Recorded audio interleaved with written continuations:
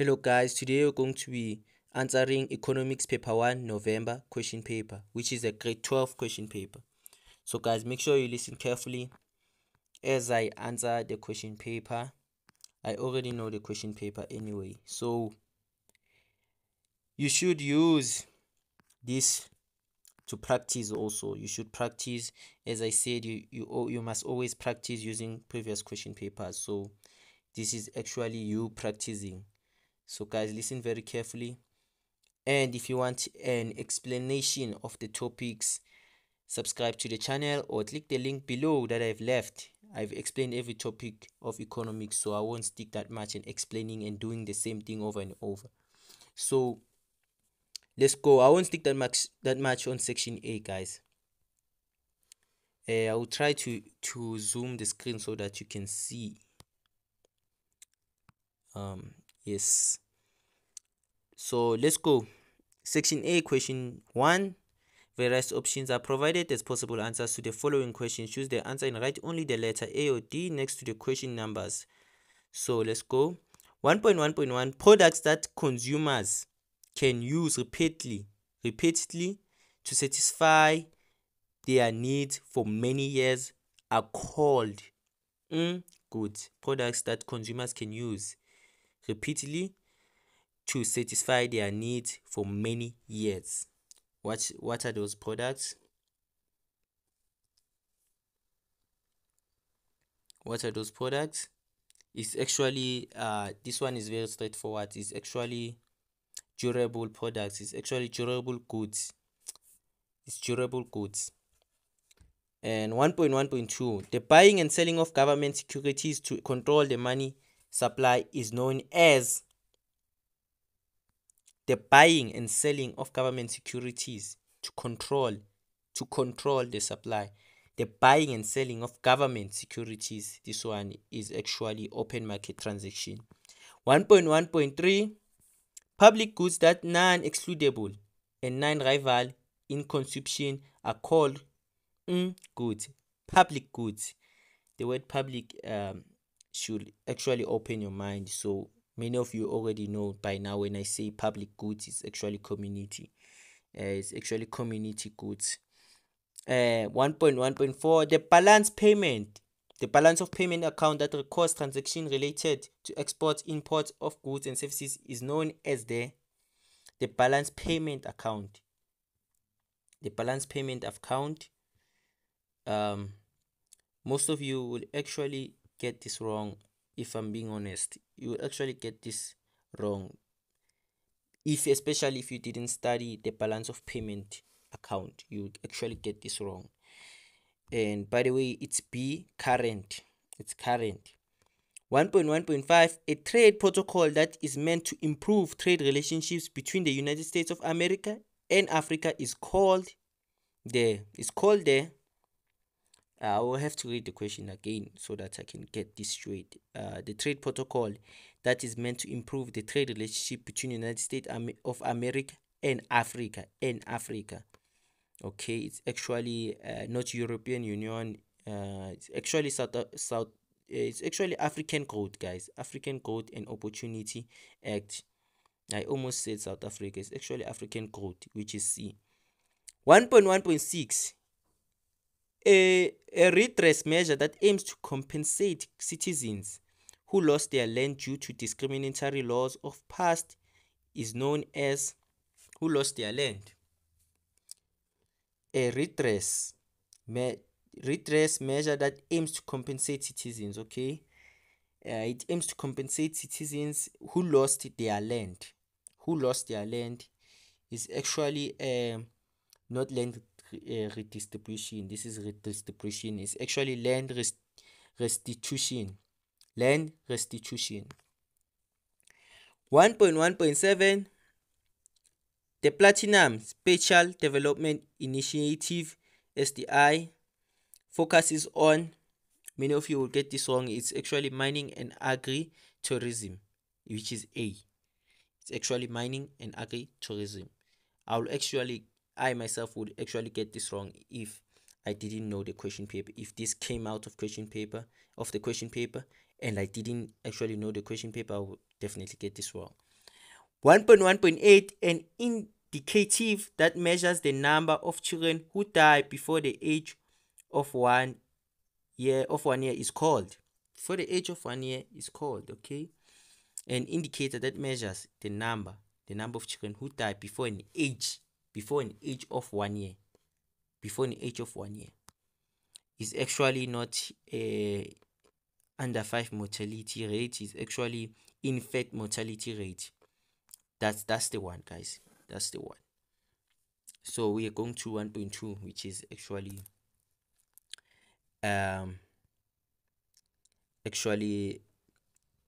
it's 1.2.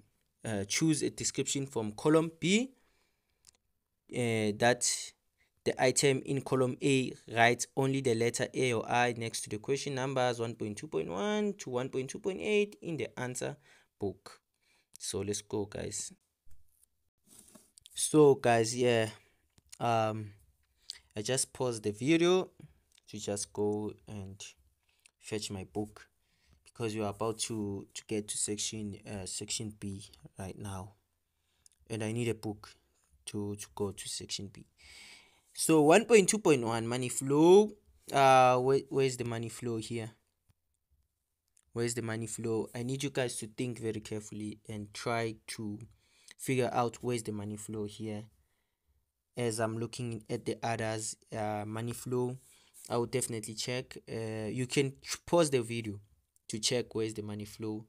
Pause the video and check. And the money flow is actually income and expenditure between the participants in the economy. I will expect you to get this one right. 1.2.2 Keynesian approach, which we all know. Keynesian approach is actually F. Maintains that markets are inherently unstable and economic fluctuations are caused by internal factors. 1.2.3, which is medium term expenditure framework, is actually a document that sets out the government expected expenditure and income over the 3-year period. 1.2.4, I will skip that one. 1.2.5 is actually 1.2.5, we can check it out, is actually B, which is production of wide range of goods and services, which is diversification. That's B.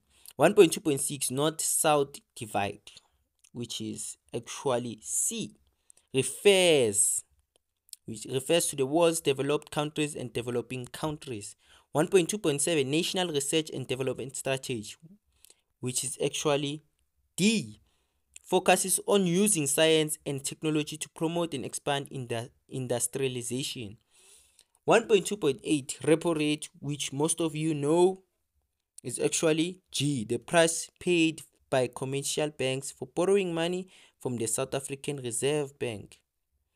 Then we go to 1.2.4. Which one is 1.2.4? Unrecorded transaction. What this is called, I will have to check what this is called. This one is actually it could possibly be BI, an item in the balance of payment that caters for any omissions and errors. It's definitely not H, guys. So it's I. If you want to download, you can download the question paper anyway on Google, guys. You can download the question paper on Google if you don't see properly here.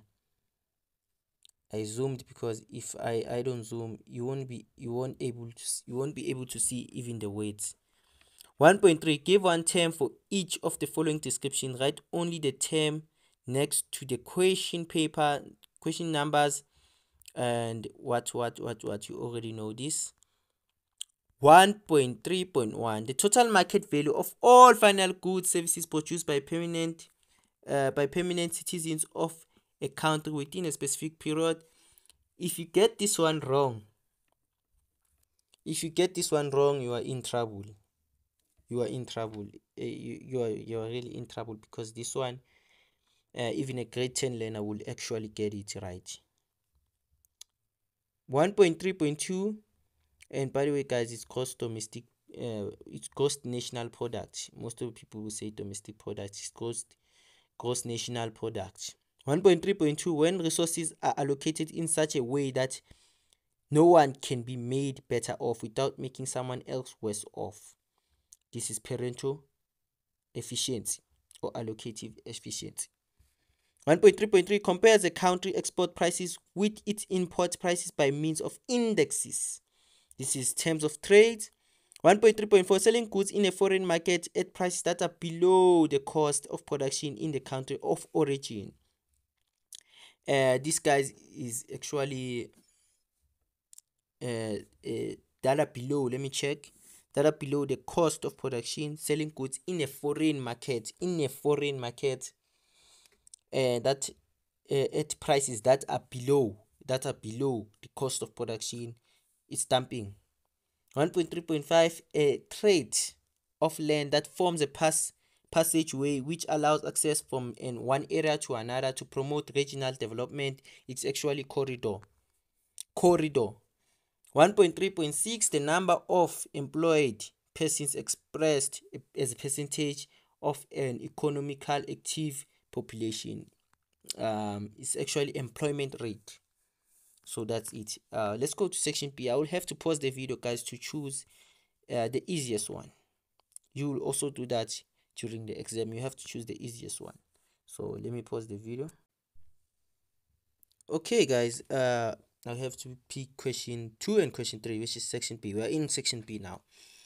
2.1, name any two macroeconomic objectives of the public sector.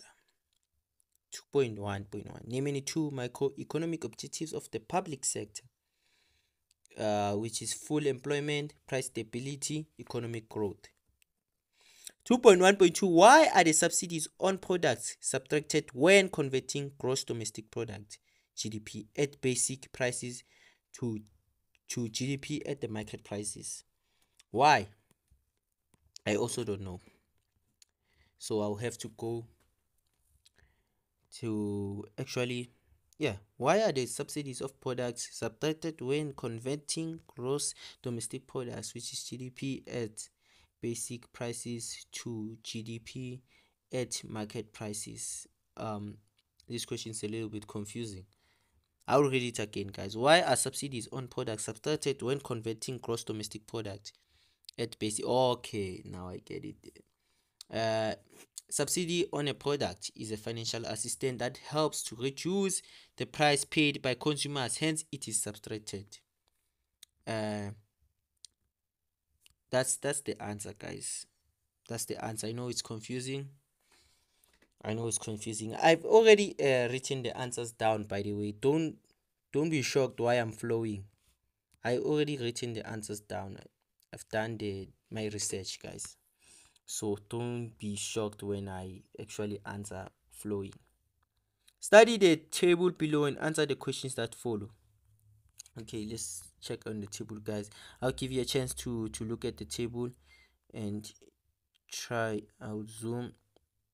Yeah.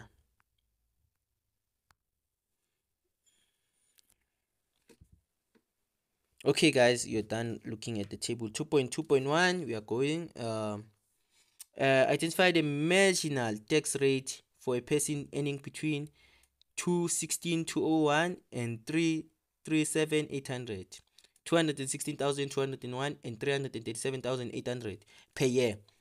Identify the marginal tax. This one is straightforward. You can check in on table. It's actually 26%. Name the income tax system represented by the table below. It's progressive. 2.2.3, briefly describe the term fiscal policy. Describe it. It refers to changes in taxation and government expenditure to influence the level of economic activities. Explain the effect of high tax rate on taxpayers in the country. Okay, the effect of high, let's check the marks. Is actually 2 marks, guys. So we're going to explain, give one reason. People will be discouraged to work and they will leave the labor market because there's high tax and it's like you're working and you're earning a low amount because you get it taxed high. 2.2.5, use the information in the table above to calculate the income tax payable in one receipt if one receives an annual income of 480,000 rand. This one I would actually expect you guys to know, so I will just write the answer here. I won't really say the answer out loud. I will just write the answer here on the screen. You can check it out, guys. Okay, guys, now we are going to 2.3. We are going to 2.3 now. It's been 15 minutes since you guys watched the video. We are going to 2.3 now. So study the graph below and answer the questions that follow. Okay, check out the graphs, guys. Okay, let's begin. 2.3.1, identify the original exchange rate in the graph above. The original exchange rate in the graph above is 14.60. That's it. $1 to 14.60. That's it. Yeah, that's one mark. 2.3.2, name the exchange rate system used in South Africa, which is free floating. 2.3.3, briefly describe the term devaluation. This one you already know, guys.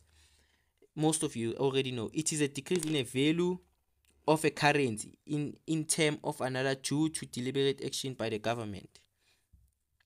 So it is when there's a decrease in a currency, in a value of currency, guys. It's in a value of currency. Yeah, it's the same thing that's happening right now in 2023 to the rand. The currency is devaluing. 2.3.4, what is the benefit of surplus on the current account of the balance of payment? Okay, what is the benefit of surplus on a current account of balance of payment? Okay, what is it, guys? What is the benefit of surplus? It's actually the value of the rand will increase due to the net inflow of foreign exchange. Importing production input will be cheaper due to improved exchange rate. So that's 4 marks for you guys. That's 4 marks for you, actually, and I've given extra reasons. 2.3.5, which reference in the graph above explain the effect of the increase in demand for US dollar on the value of the rand, guys. It's actually which reference? Okay, let's check out the graph first. It's actually an increase in the demand for US dollar shifts the demand curve to the right. So from DD to D1, market equilibrium will shift from E to E1. So as you can see, I'll try to make it, as you can see right around here. Yeah, I've zoomed, so guys, you can see E to E1. So it's actually the dollar is getting stronger. So guys, this is it. You can explain and give another reason. Explain the interrelationship between households and businesses in the circular flow model. Okay, most of the things here I already answered. I've already made videos about them. Like the circular flow, I've already made a video about it, so there's no need for me to explain the thing I've already explained. You can go there and click the link in the description and go watch my videos where I explain every topic here, especially the things like term devaluation. Those are the things I didn't explain because they are very straightforward. You can find on textbook and understand. So yeah, let's go back to the topic. 2.4, actually it's 2.4. So it's explain the relationship between households and businesses in the circular flow model. Let's go, guys. Household supply factors of production such as labor to businesses, and businesses buy factors of production from households through the factor market. Households receive income when businesses pay for factors of production. Households buy goods and services from businesses to satisfy their needs and wants. Businesses receive income, sales revenue when households pay for goods and services. That's it, guys. 2.5, analyze the problems faced by South African government in providing the public goods and services. This one was actually in 2022. So analyze the problem faced by the South African government in providing public goods and services. So this one requires general knowledge. Some local authorities or municipalities do not have adequate financial physical resources to provide quality services to their residents, like e.g. old water supply infrastructure. Corruption and nepotism have resulted in several government institutions having incompetent employees who cannot successfully deliver services. And most government officials are not held accountable for their actions, which result in some public projects not delivered. It is difficult for government to effectively access the needs of the citizens, resulting in an oversupply and undersupply of some public services. So that's it, guys. We are going to question 3 now. I'm already tired, guys, but I keep going on. I'm going to question 3. So let me pause the video and I want to drink some water, guys. So guys, yeah, I'm back.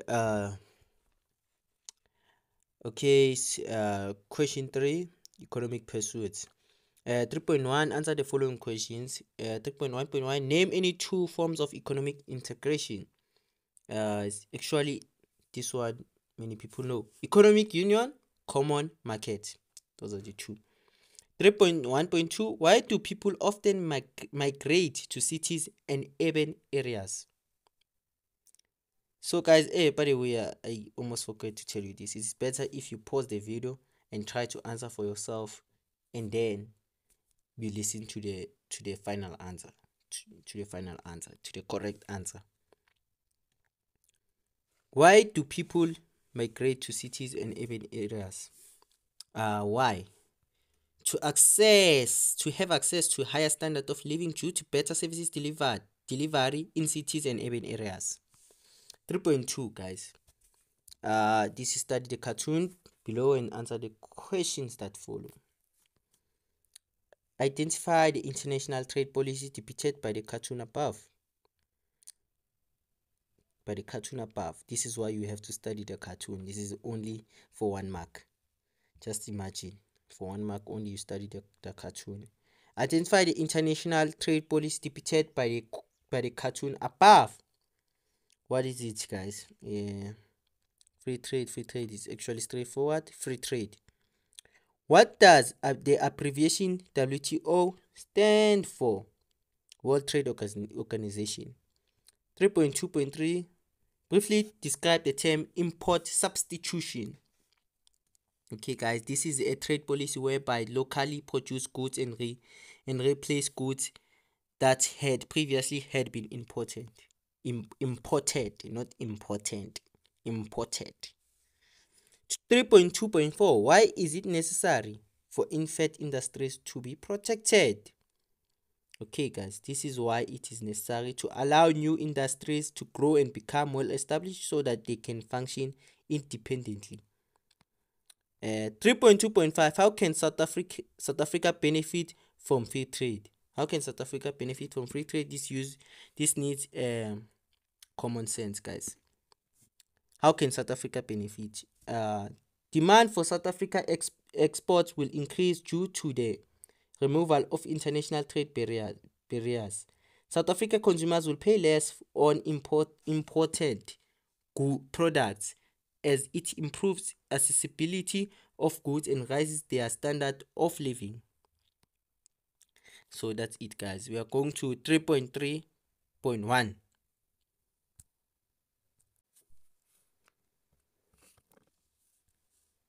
Okay, guys, identify in the graph above the period in which South Africa experienced the highest negative growth rate. Let's first look at the graph first.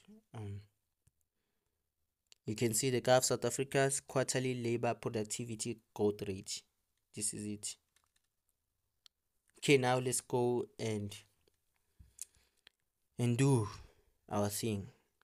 3.3.1, identify the graph. The graph above the period in which South Africa experienced the highest negative economic growth. it's very straightforward. This one is actually the highest. Identify the graph above the period in which South Africa experienced the highest negative growth. 2020.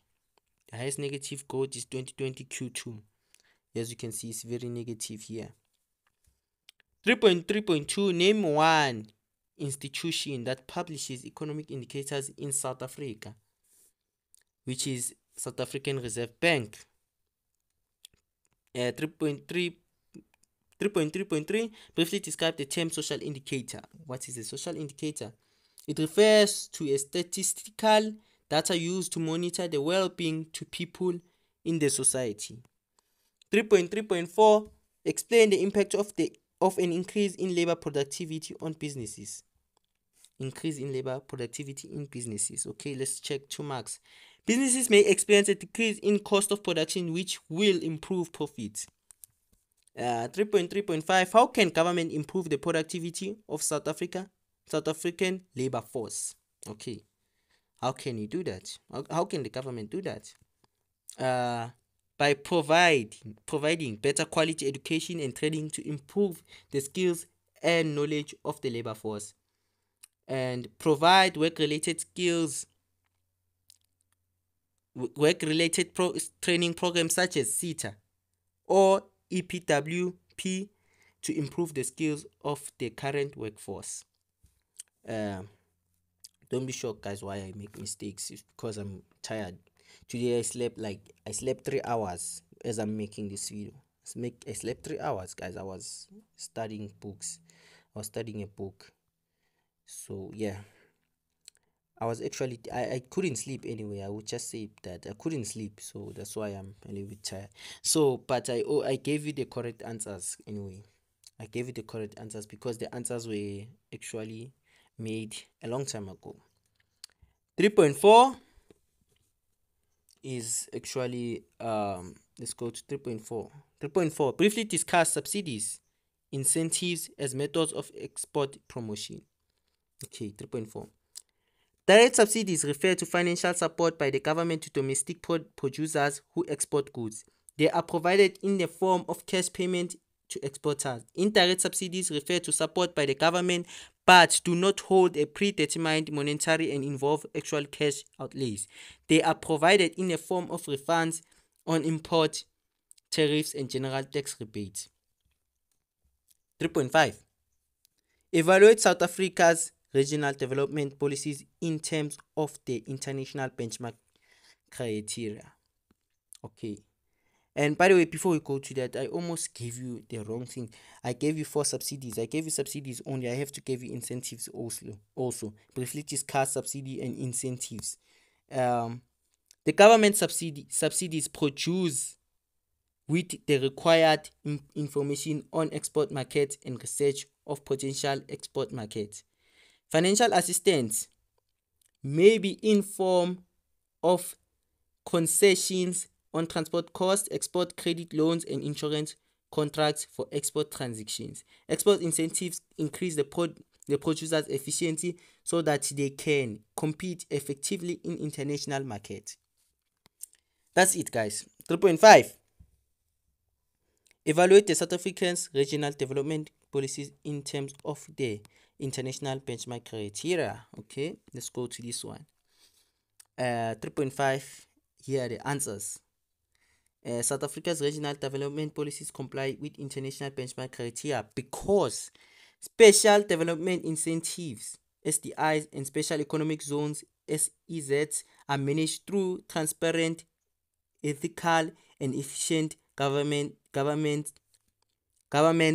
to decentralize economic activities. The government ensures that no region is developed at the cost of another region's, potentially through integration between different areas by means of spill over benefits. Partnership between all role players in the economy is encouraged by the government as it builds more inclusive economy. Provision of the resources is ensured by prioritizing infrastructures, development projects in all provinces so the regional development is achieved. So now, guys, we are done. Actually, we are done. Okay guys, now we are going to section C. As you see, I skipped the video. Section C, question 5. Let's go guys. I'm going to pick question 5, which is the easiest one here. Discuss in detail the features underpinning forecasting of business cycle. Analyze the challenges that an economic recession poses for different participants in the economy. So let's go guys. Question 5. Introduction. You can write your intro like this. Business cycles can be described as a successive periods of contraction and expansion of economic activities. Okay, that's it guys. The body is actually leading indicators.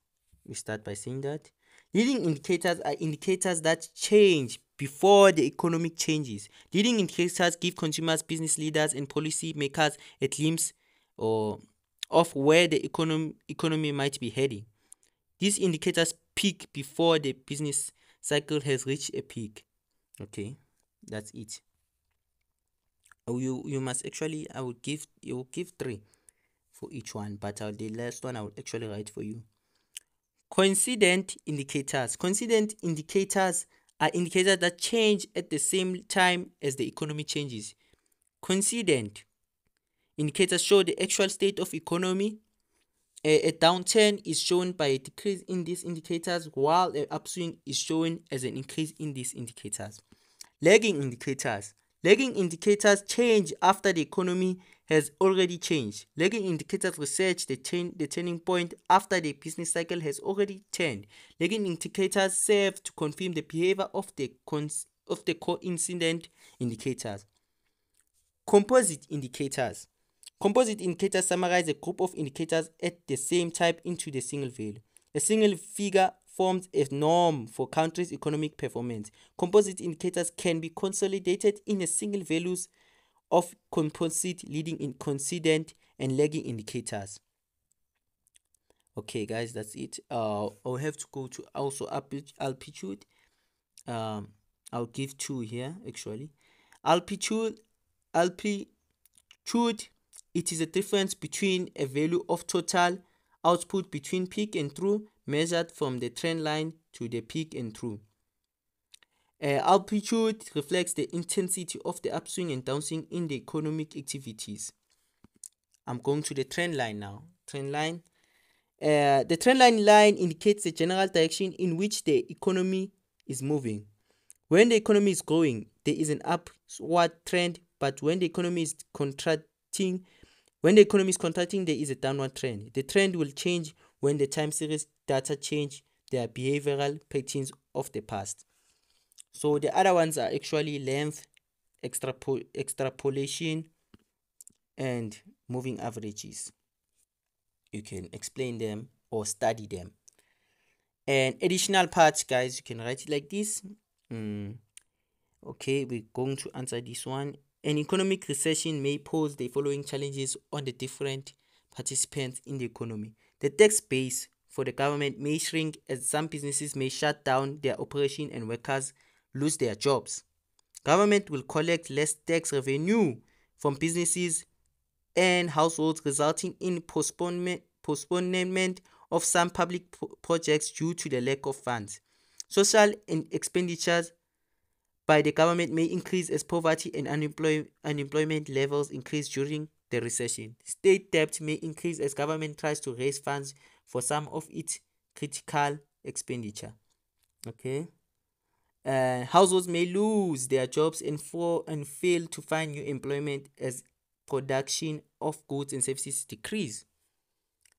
Okay guys, now we are going to the conclusion. The country can be unable to prepare suitable policies to deal with different changes in the economy reflected by the indicators and features. Okay guys, I'm already tired making this video, and you can check down the link for explanations. If you're interested, you can check down the link for explanation of the topics. So guys, don't forget to subscribe, and this is similar to an audio version of answers. So don't forget to subscribe, like the video, share the video so that other learners will also get it. Share the video guys, subscribe to the channel. Don't forget to subscribe to the channel for more lessons. Subscribe. Peace.